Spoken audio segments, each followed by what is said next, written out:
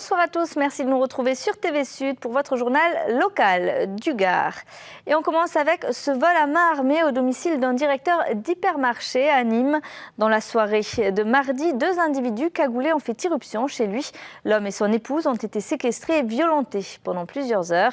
Les malfaiteurs ont dérobé des bijoux et les cartes bancaires des victimes avant de quitter les lieux avec en poche les clés du magasin. Les braqueurs sont en fuite. Le directeur de l'hypermarché et sa femme ont été pris en charge au CHU Carrémo.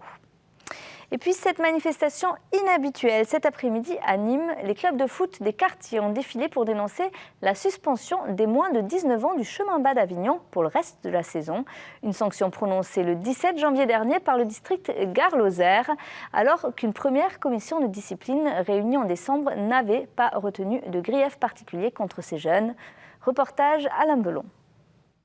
Sanctions lourdes pour l'équipe U19 du club de football Nîmes Chemin Bas. Après une rencontre face à une équipe de Salindre du 16 novembre 2013, des heurts auraient été constatés entre joueurs et arbitres, mais sans confirmation sur les participants. Par manque d'informations, le district Gard-Lozère avait décidé de ne pas sanctionner le club, mais retournement de situation en début d'année. Il nous a fait supprimer une équipe de U19. Il a supprimé une équipe de U19 pour le Mas de Meng aussi.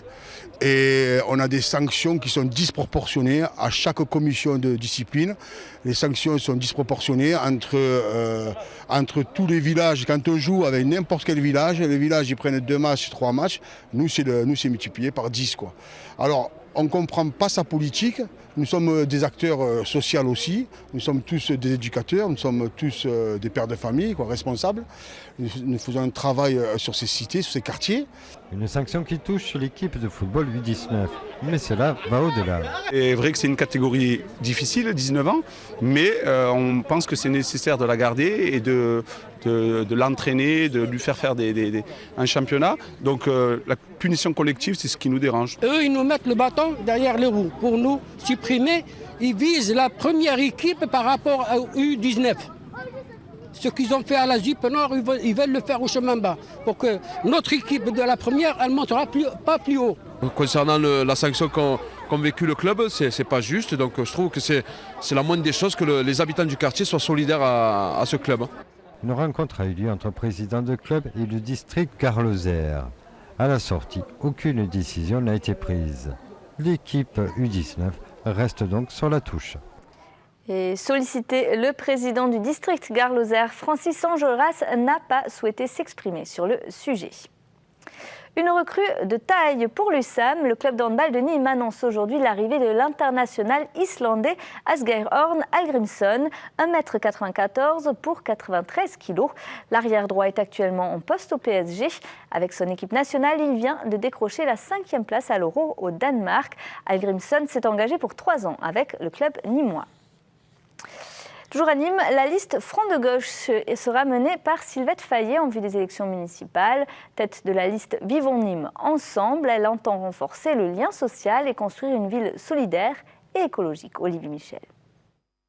C'est Sylvette Fayet, cadre de la fonction publique et conseillère municipale d'opposition, qui a pris la tête de la liste du Front de gauche Vivons Nîmes ensemble. Une liste qui fédère Parti communiste, Parti de gauche écologiste d'Europe Écologie Les Verts et une alternative socialiste. Nous voulons battre la droite et l'extrême droite, nous voulons faire reculer le Front National et construire une ville solidaire et écologique.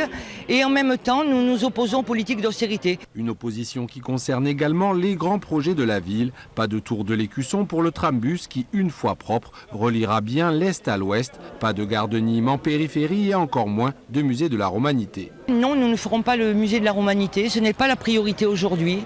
60-80 millions, cet argent public doit être utilisé à autre chose. Nous voulons une politique du logement digne de ce nom. Aujourd'hui, il est difficile de se loger dans cette ville. Nous voulons également développer le vivre ensemble, travailler avec les associations, développer la culture de proximité avec les acteurs locaux, ainsi qu'une politique du sport digne de ce nom. Et c'est presque tout logiquement que cette ancienne élue adjointe aux affaires sociales sous la municipalité Clary a reçu le soutien de son ancien maire. Après 13 ans de pouvoir sans partage de la droite en complicité avec le Front National, eh bien nous avons besoin de nous retrouver, nous rassembler dans nos foyers, dans nos quartiers, pour qu'on vive mieux à Nîmes. Un soutien qui a valeur d'exemple et donne à la candidate un goût de possible. Une candidate qui appelle à résister et à ne rien lâcher. C'est la fin de ce journal. Merci de l'avoir suivi. Retour de l'actu dès ce soir sur votre chaîne locale à 20h30 avec l'info de votre région. À tout à l'heure.